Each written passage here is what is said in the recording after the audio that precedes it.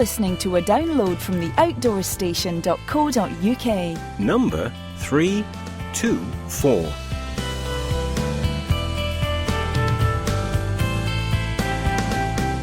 Hello everybody and welcome back to the Outdoor Station for your irregular outdoor top-up of stuff related to self-powered travel in the outdoors world.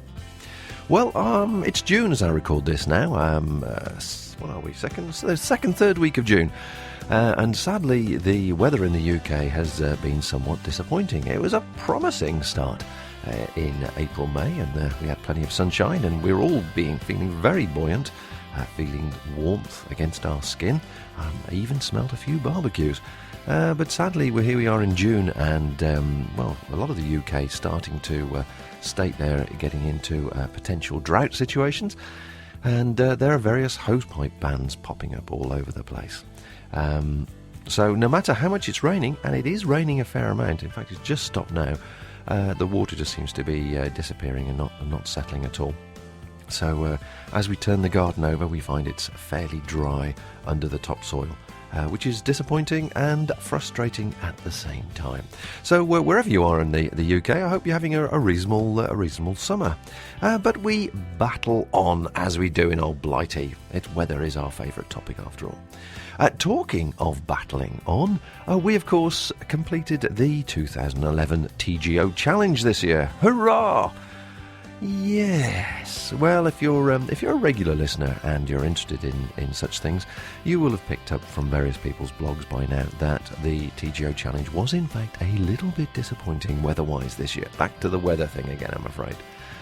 Yes, it poured. It rained. And yes, it was quite disappointing, really. It's strange weather, I think would be the best way of putting it. My experience of doing it 5 times is that generally you you have a few cold days and a few wet days, and then you have a few frosty nights, but sometimes during the day it can be beautiful, glorious spring sunshine. And of course, last year, the year that we didn't do it, it was fabulous all the way along, and I think people were saying that at the most they had half an hour's rain. Well, I think it's the other way around this year. We experienced probably about half an hour's sunshine, or it felt that way anyway. So we completed that, and a lot of people have been emailing me and asking about podcasts. Did we manage to do any podcasts this year, and when they're going to be released? Well, we've got some good news and we've got some bad news on that front. The bad news is no, we didn't really do much in the way of interviews. We decided, Andy and I, to be selective about who we interviewed and why. We sort of feel we've almost done it to death doing the daily diary sort of thing. So when we came and spoke to people, or we met people on our route who had something specific to say, or the general interest to outdoors people, we were going to do the interviews. But he and I both suffered from depression, really, the first week. It was day and night and morning, just rain. And consequently, what you tend to do in those circumstances is just nod to people as you pass them, or meet them in the pub sort of thing, and then get your head down and carry on until you get to your camping spot. And the last thing you feel like doing is being particularly sociable. And certainly this year, I think the first time we really started talking to anybody was when we got to Braemar, which is obviously 3 or 4 days from the end. So from that point of view, I only recorded a couple, and the 2 that I recorded will be on this podcast.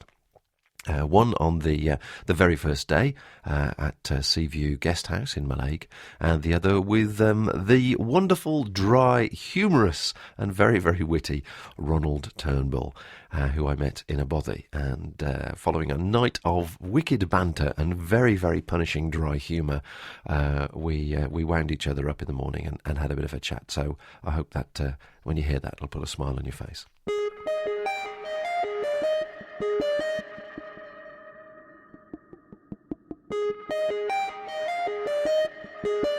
This is the Outdoor Station.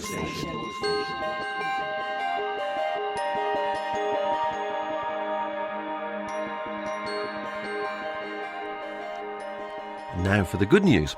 Well, the good news is I actually took a video this year. I know it seems bizarre, doesn't it? The weather was appalling. I didn't do the audio, but I did manage to do a video.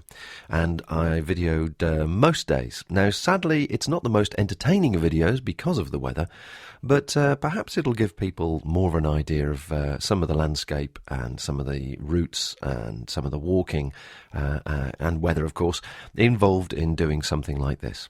Now, we had hoped to make it a much more informative one and sort of at various camp spots stop and have a chat to camera and explain either what we were doing or the gear we were using or whatever that was around us that would make it a bit more informative.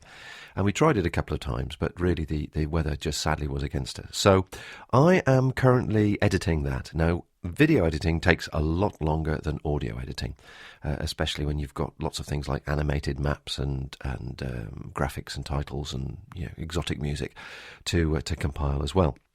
So bear with me on that front, but I will announce that when that's available.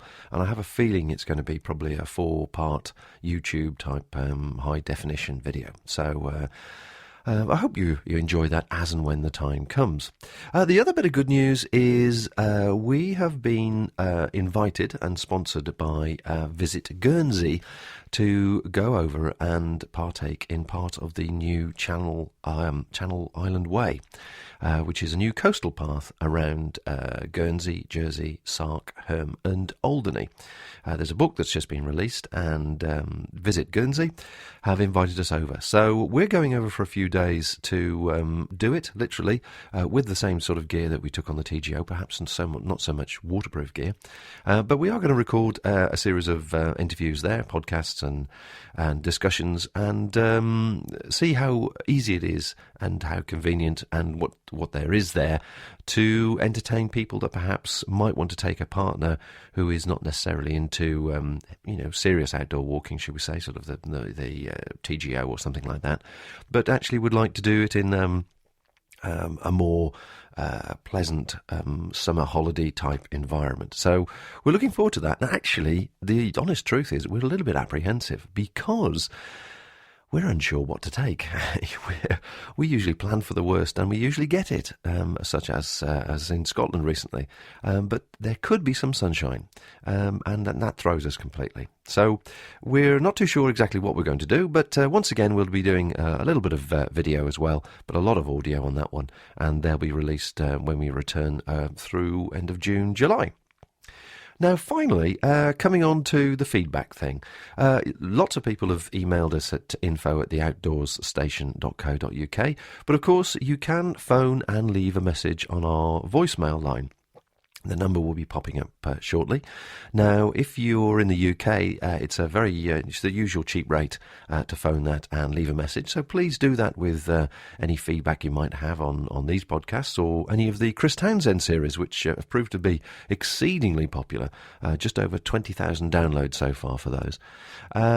Or if you're overseas, it's a Skype number. So if you use your Skype system and just dial that number, it won't cost you anything to leave a message. And obviously the recording should hopefully be relatively good, and if so, I'll spin it into one of the following podcasts as a little bit of feedback to say thank you for contributions. Anyway, I think I have probably whittled on long enough at the beginning of this. I've got a bit of gossip and stuff for you shortly, but we'll wait until we've got past the first interview. And the first one, just to give you a flavour of what it must be like to live in a glorious place like Mallaig over on the west coast of Scotland. I spoke to Fiona King, who was our hostess at Sea View Guest House in Mallaig, and asked if she was a local or she'd come from some distance away before she started running the B&B. Yes, I came from the Black Isle, and my husband was born and brought up in Mallaig, so we've now taken over the business from his parents. Okay, so did you have a bed and breakfast before? No, never. No, I did work in hotels though. So was it a complete shock for you? Not too much, because I used to help my mother-in-law out when we lived next door in the cottage. So right. I used to help her out, and so So you've taken over from the mother-in-law on this here, right? Yes, okay. yeah. So that must have a few inherent problems of influence, shall we say? One or two. Got a lot to live up to, but no, it's worked out really well. And she's got a new house and still does bed and breakfast. So cool. Yeah, it's good. So, I mean, Mallaig to a lot of people is obviously just a name on the map, and they see it at the end of the road, and particularly at the end of the rail line. Very attractive rail journey through, and obviously now made probably more popular and famous by the Harry Potter train. But what actually is here? What is it like living in Mallaig? On a day-to-day basis, I just some days I don't go out. I'm just in the house all the time. We go sort of just such a busy life running a bed and breakfast, but I can't imagine not living here anymore. Yeah. It's Is there much of a community? Is there a lot of people real get together? community spirit. Yeah, definitely. There's lots of things going on all the time. There's every weekend there's something happening. So we have lots of in the summertime shows, and we've got our agricultural show, Road to the Isles. There's the lifeboat. They do a big gala day as well, so that's really good in the summer, weather permitting. Because last time I was here was about 6 years ago, and I'm sure those houses on that other hillside there weren't there. Is that sort of a holiday development or workers? No, they're purpose built for what would we say, sort of.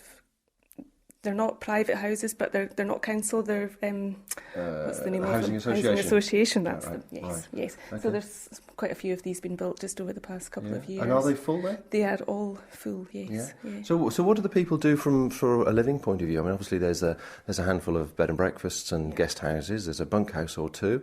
Yeah. There's obviously it's primarily a fishing port. Is that the main industry? Fishing, not so much the main industry now. There's the fish farms, which and they've got the processing place here as well. So that gives a lot of employment.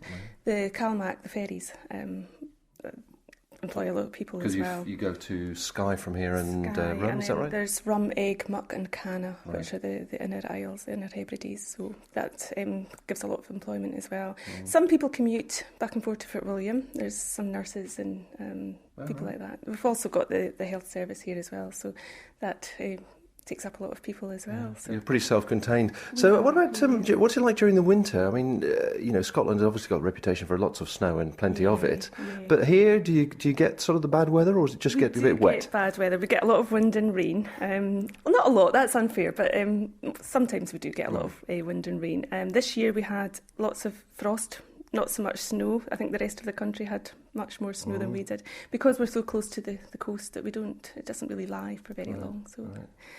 We still get a lot of people that like to come up here in the winter time because of the walking, and they like to see it. If they come up on the train, they like to see the landscape without all the leaves on the trees and things. So you see the deer down by the line and everything. So it encourages people to come up in the winter time.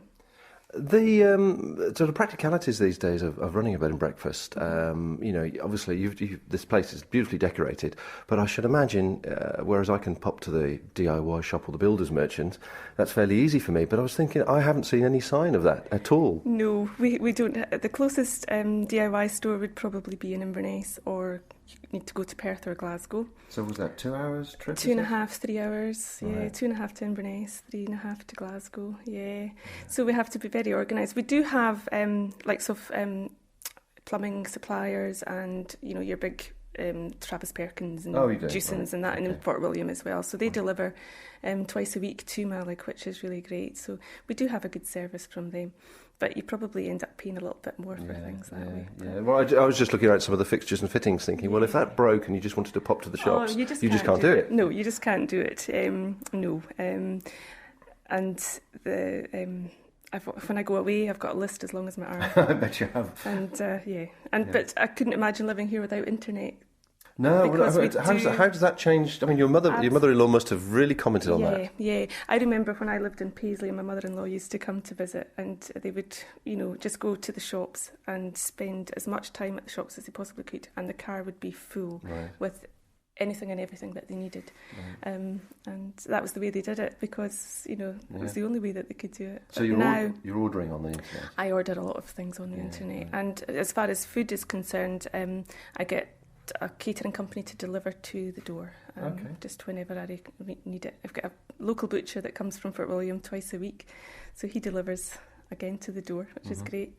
And if we're away for I'll pop up to Fort William for a day to get some supplies as well. So, but the shops here are quite good. They're not too bad. I think I've seen a co-op. Is there anything else here? Co-op. We've got a small spar as well. Okay. There's a wee butcher shop in the back of the spar. So, Right. yeah.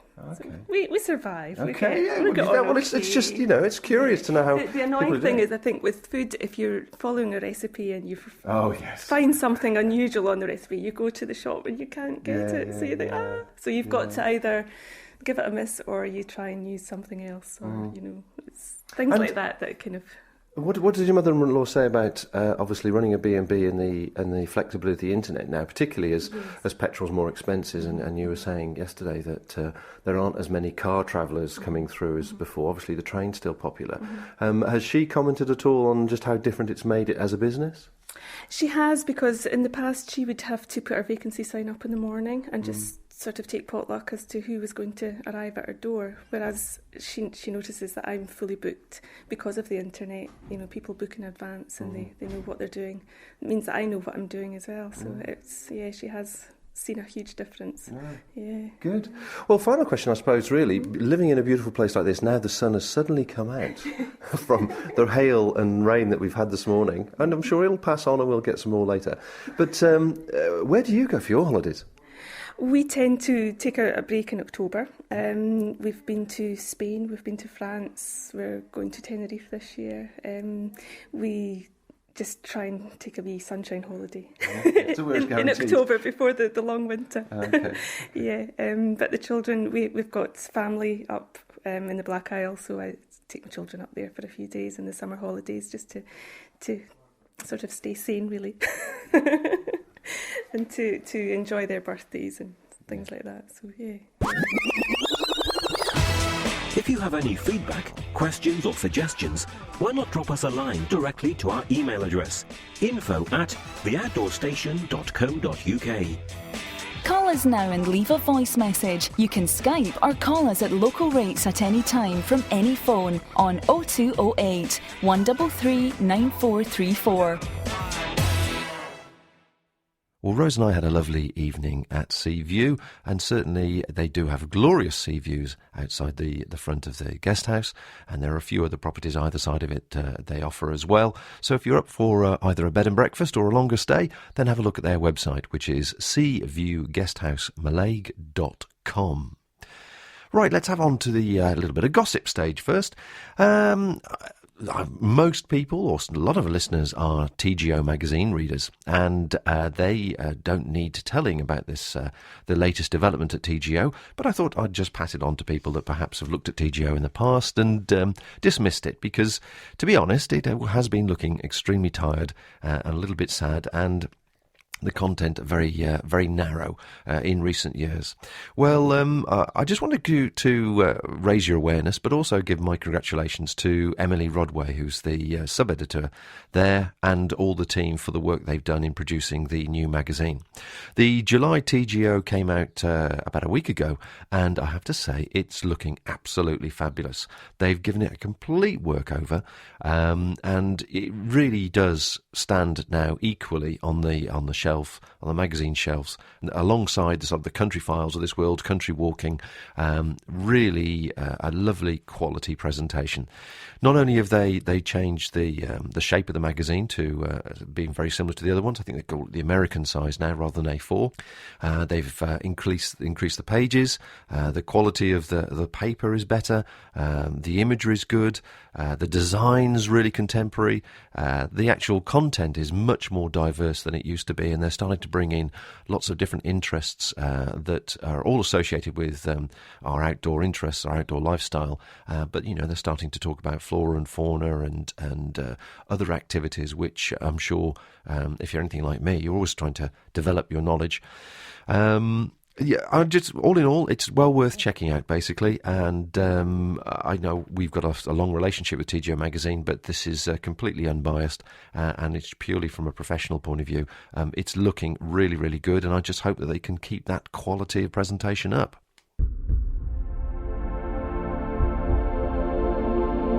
You're listening to the award-winning UK Business Podcaster of the Year. The home of UK-based audio and video podcasts for lovers of the great outdoors everywhere. Podcasts are based solely around self-powered travel. This is the Outdoor Station.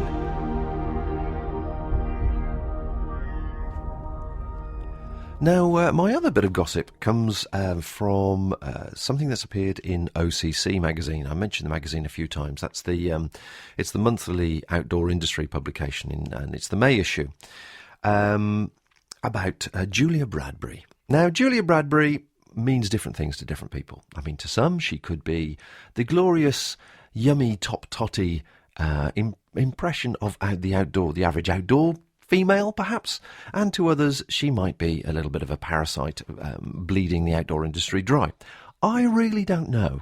I can't say I'm one of her greatest fans, because certainly every time you look at a magazine associated with the outdoors, or you turn the television on, you have her cheesy grin wearing certain clothing which you think, well, I know you're sponsored by them, and she seems to be making the most of it. You'll remember, of course, that she isn't a stranger to controversy. When she was on Watchdog programme, she and her sister, what's her sister's name? Gina Fox, got into a little bit of bother over some sort of scam that was going on with air miles. Virgin Atlantic contacted the BBC and whatever else, but I don't know what the full story was, but she was acquitted of any wrongdoing. Well, why is this of interest? Well, have a listen to this. I'm going to read the first couple of paragraphs from this article, and it gives you an idea of what's going on. The launch of a new brand, Go Yump, which has been masterminded by the sister of TV personality and face of walking, Julia Bradbury, will aim to deliver quality product which, according to a presentation made to potential investors, is driven by a belief on the part of the owners that fans of outdoor pursuits need a helping hand. The launch presentation, which took place earlier this month at an exclusive private members club in London, was led by Bradbury's sister Gina Fox and was, according to a member of the invited audience, very critical of both current outdoor brands and the guidance that outdoor newcomers receive. In her presentation, Fox claimed, for example, that many consumers were buying tents that would fall over in a year. Go Yump, which doesn't currently appear to have any offices, has forged an agreement with outdoor retailer Yeomans, which will allow the brand to use Yeomans' e-commerce site to sell product. Whilst the planned rollout is to take place in the spring of next year, exactly what the product offering will comprise of, who is to design it, and where it will be manufactured was not revealed. What was clear, according to our source, was that Fox and founder directors are seeking a further £200,000 investment from investors in order to get the business off the ground. The article goes on basically to say that I'll read it to you. Here you go. The Go Yump website, meanwhile, promises, amongst other things, to provide dedicated editorial content, including blogs, articles, and media content featuring the very best activities and walks. In addition, Go Yump says that it aims to fill a hole in the market by providing a comprehensive set of tools which direct you to some great walks from partner sites, as well as providing product reviews, blogs and articles. If this proves to be the case, then it'll bring Go Yump into direct competition with the Active Guide, the Outdoor Industries Association new website for the walking and outdoor community. Well, you can see from a trade point of view, and the way that article's written, there's a certain amount of controversy bubbling under in the outdoors world with Julia Bradbury. So just Google Go Yump when you have time and keep your eye open on Yeoman's website to see what happens. But at the moment it appears that her sister, and obviously connection with Julia, who's the face of outdoor walking after all, is looking to expand their penetration into the marketplace, shall we say. So I shall leave that one open to you, and you can have a think about that next time you see Julia Bradbury on TV. Right, talking about famous people, Ronald Turnbull. He's a jolly chappy, isn't he? Now, I met Ronald Turnbull and his the chap he was walking with, David Howard, who were doing the TGO Challenge on day 3. Now, day 3 of this year's TGO Challenge was also Rose and my wedding anniversary. and that comes into the interview along the way that you'll see what the inference is. Now, we'd spent an evening with Ronald and David and Colin Tock and a couple of other guys, and the humour between us in this small little body was getting very, very sharp and very, very dry. So I spoke to Ronald in the morning and take this interview completely tongue-in-cheek because I was taking the mick out of him and he was doing likewise to me. And so we had a bit of a laugh and a joke before we both headed out once again into the rain. You've done this before, I understand? Yes. Why on earth, a man of your culture, your celebrity, your book writing skills, your fell running and your general bivvying experience would be doing the TGO challenge one more time? I thought I needed a little bit of humiliation to stop myself from getting too arrogant after all the kind words I'd just been hearing. You know, when you begin to feel that you're a famous outdoor person. A really dreadful thing happened to me on the train when I was on my way here. I got onto the train at Glasgow into the TGO Challenge Late Night Express to Mallaig. And the chap said, "Don't I know you? I recognise your voice. This guy recognised my voice off the podcast."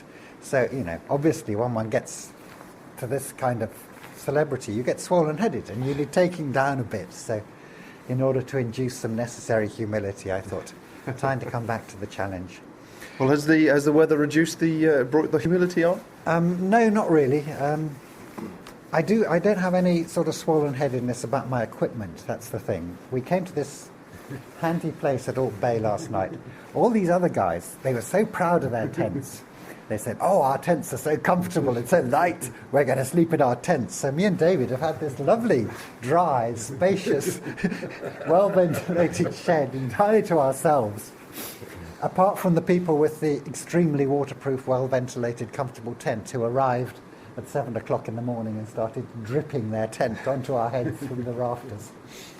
We're slightly disappointed in this shed because it was described as a game larder. We were expecting to have stags dangling from their back legs from the rafters. Well, when you said to me yesterday, you make sure we've got the fire on, I was expecting some sort of salubrious surroundings and one of these luxurious bodies, not a wooden carport.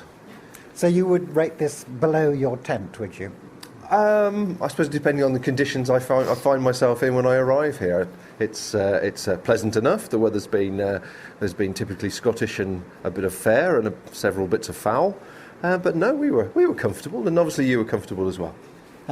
Yes, we were. But the other two gentlemen with the drip, well, they found themselves in 2 inches of water. But they claimed, they claimed that they were still very, very comfortable. Anyway, seriously, they must have spent a lot of money on this tent, I think. Well, I'm sure it's something that will keep you going for a while when you talk to them about it. Yeah. Seriously, though, it's I understand you've both been celebrating a birthday this year, and that's one of the reasons you've come on this. Yes, David's 17 and I'm 23.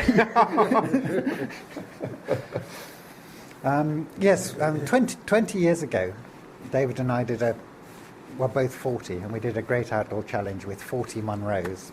And when the route plan came back, they said, "Oh, you would enjoy yourselves more if you did less."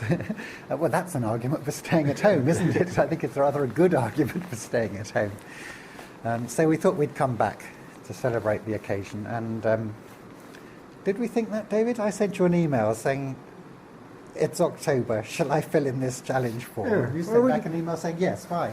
We tried to do it for our 50th and got turned down, so we had to do William to Ross, which took us 3 years due to failures of the right knee the first time, the weather and morale the second time, but we did it. Yeah, William to Ross is sometimes called the Cape Wrath Trail. It's Fort William to Cape Wrath. It's what you do when you get turned down for the TGO challenge, to sort of show them that you don't care and you're tougher than they are.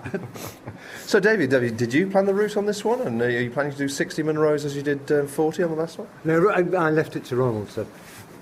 But the thing about our 43 the first time was 43 new Munros. So I left Ronald the interesting challenge of putting together a route with 60 new Munros on it. But neither of us had ever been up before. Oh, okay. He managed about 5. 5? No, 3 that... No, I've managed 3 that David had never been up, 2 of which are looming above us as we speak. Not looming. Well, disappeared into the clouds. The bottom half of them is looming above us, isn't it? But we went up Larven, which was... That was on your route plan, wasn't it? Yeah, well, I was looking for your footprints on the summit. let's just move on past that particular point. We're just slowly getting ourselves back into the challenge. I mean, it's day 3, the notorious day certainly for beginners to feel a bit downhearted, and people with reasonable experience know to battle through this. Have you? I mean, I'm just curious. Have you done it since the 20 years ago? Have you done the actual TGO challenge yourself? Yes, we've both done 2, but separately. So I've done 3. No, since. Oh, since, okay. You've done one since our 40th birthday one, and I've done 2 since. Okay. So I'm just curious, in those 20 years, have you actually noticed any significant difference in the actual terrain itself? Are the paths more well-trodden? The actual landscape itself, as we are 3 days in now.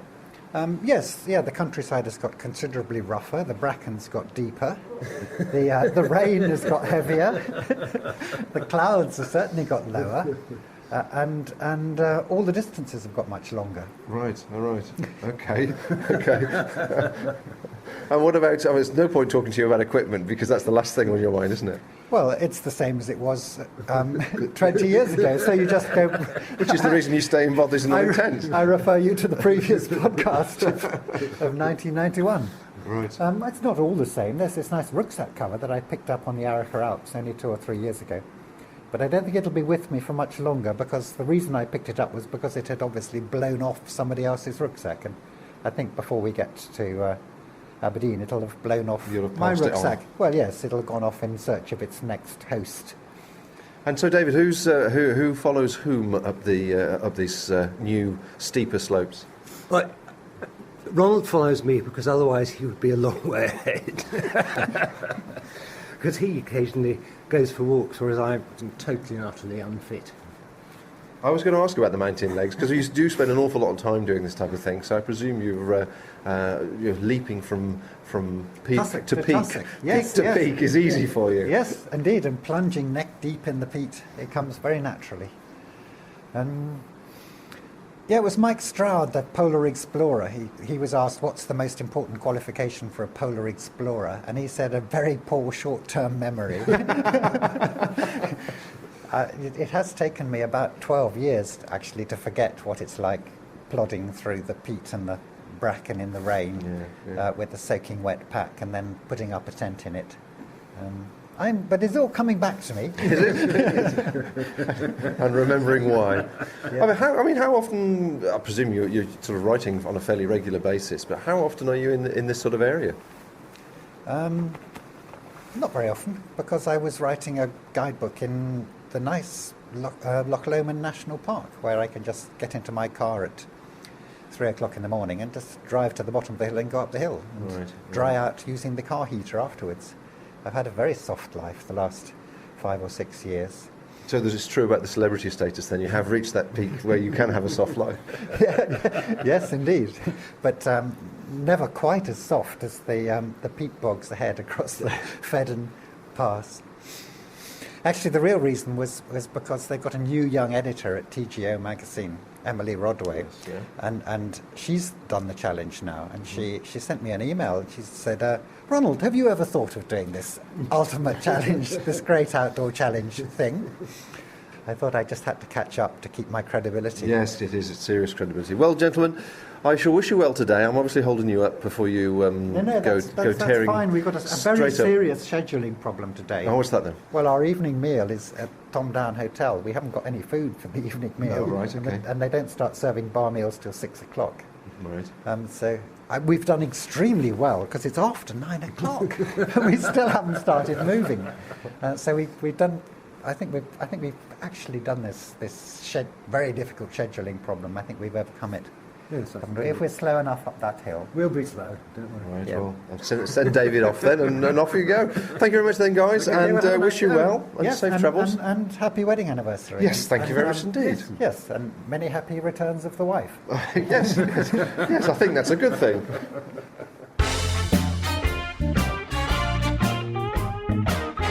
It's all about the great outdoors. Podcasting around the world.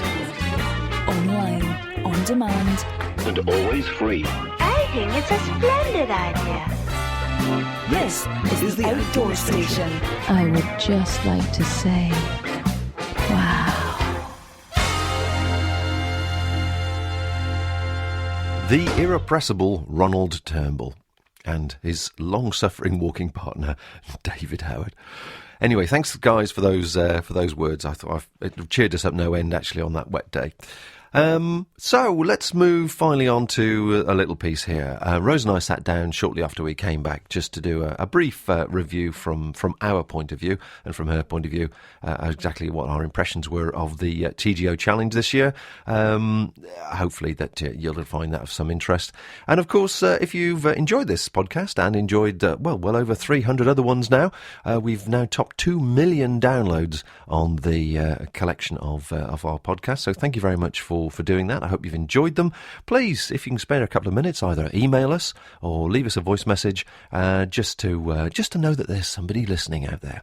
So I'll leave you with Rose's impressions of the TGO Challenge 2011, and I'll catch you next time. Bye for now. Challenge this year was probably the most challenging crossing I've done, just in terms of the weather, because it was just that consistent rain first 6 days. So it was tough from that point of view, because your head was down and you were walking all the time and had to remind yourself to look up and appreciate where you were. The stopping and by a nice lock or a burn to have a brew or a snack just didn't happen because the weather was miserable, so you kept walking. And lots of people we spoke to said the same thing. The days seemed long because you just kept walking.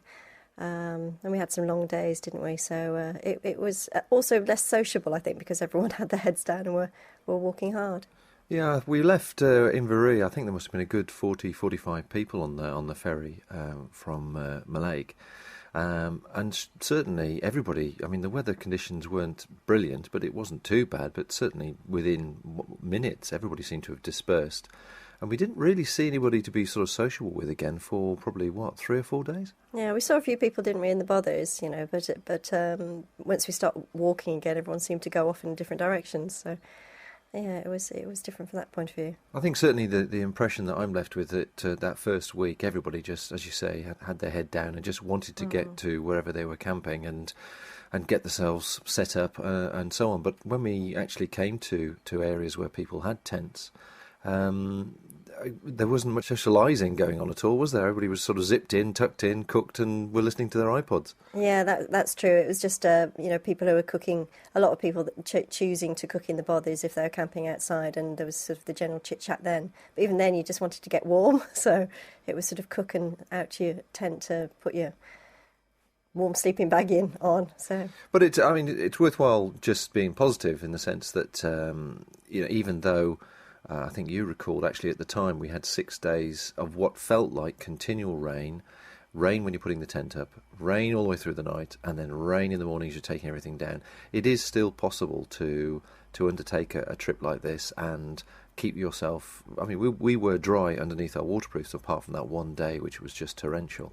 But it's doable. It's just not very pleasant for a holiday, is it? No. The gear all worked. That was the good news. The gear all worked. Everything worked out. And the bottom line is it was at the office, and it's just fantastic scenery. And looked around, and we saw more red squirrels this trip than I've ever seen in Scotland before. We saw the mountain hares, grouse, deer. It's fantastic. And Scotland was sort of 2 weeks ahead of normal. So things we usually see up in Scotland had finished, like daffodils and primroses, a few violets still left, but there was much more further on spring flowers, which I hadn't seen before. So like the butterbur, which I'd never seen in flower before, was in flower, which was brilliant. We camped in we did specifically want to make more of our camping this year as well, didn't we? And so some of the glens that we went through, and we actually ended up camping in where we hoped to camp, were wonderful and would have been beautiful on a warm, balmy spring evening, but sadly the conditions didn't really allow for that, and it was a case of just quickly washing your socks and whatever else and getting into bed, which is such a shame, because some of those glens, particularly the one that sticks in my mind, is the one by Gaelic Lodge, where you go round past Gaelic Lodge and then follow the burn up. And there's suddenly a plateau where it levels out, and there was a handful of tents there. And then from that point onwards, it got very, very narrow and very, very steep. And I, in fact, did have a bit of an accident there, where the path got so narrow and the sides got so steep that I just lost my footing for just a split second, and that was it. I was down the side by good 20 or 30 feet or more. Thankfully, there weren't any rocks there. It was just purely bracken and heather, and I did just manage to stop myself. But it was slightly unnerving to be so sure-footed all these years and just have something as quickly as that happen. And I know it did make you think, because you were behind me thinking, how am I going to get out of this? Yeah, I was thinking, OK, how far back is Gate Lodge? What's my grid reference? No phone signal, bivvy bag. But fortunately, you were OK, no broken bones, and you managed to climb back up onto the path. Yes, shaken but not stirred. Yeah, I think absolutely. Definitely. But the last part of the trip was good. Yeah, that was really social, and it is still such a privilege to walk across a whole landscape. It's an abiding memory for me that it's just fantastic. You have to look at, regardless of what the weather's like, it's just fabulous. Now, our route particularly took in Glen Tilt, which is the glen that goes between Blair Athol and Braemar, and you'd shown interest in that because I'd done that last year with Tony and Lee, and it was a lovely walk and a fantastic landscape, and a shame the weather again was against us. But what was your impression of that? Oh, that was beautiful, and we started off really early in the morning, so I think we started at 7:30, and actually the weather was really nice for most of the Glen Tilt. It just started to hammer down later, but Glen Tilt itself was fantastic. It sort of starts off in sort of fairly civilised and some cultivation, and becomes wilder as you walk further up. It's just glorious. I know footwear that we've discussed on the video.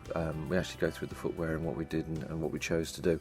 But you actually definitely came away from the trip with, although you were very pleased with your boots, that Gore-Tex line boots weren't really ideal for you and this sort of terrain and this sort of weather. Yeah, I mean, I'm a great believer in the trail shoes. I just haven't found any that I can wear for more than a few days comfortably. I just end up with black toenails and things. So, it's my mission now is to find a pair that suits my feet and I can wear, because it was frustrating with all the rain, and a lot of people with boots had blisters, I think, because of the wet. And having so many stream crossings, forever having to take my boots off was just hard work. Yeah, I think most people that had foot problems were all wearing boots. I mean, there were a few people I know that were trail shoes that had a few blisters, but nothing by comparison of the ones with the boots, which does open your eyes up to these things. And of course, the other thing that I think was noticeable was, because it was so wet underfoot and slippy, that the walking poles were once again saved the day on many occasions. Yeah, they're fantastic. And the stream crossings, just wouldn't feel nearly as safe if you didn't have the poles to give you that extra stability. It was a good 2 weeks break, as you say, magnificent surroundings, and you can't beat Scotland for its views. Just a shame that the weather wasn't on our side to make the most of it. And actually, looking at the pictures and the video, it doesn't look as bad as the memory. But everybody you speak to who did the trip all say the same thing. They all say they were a bit cold and wet. They certainly do.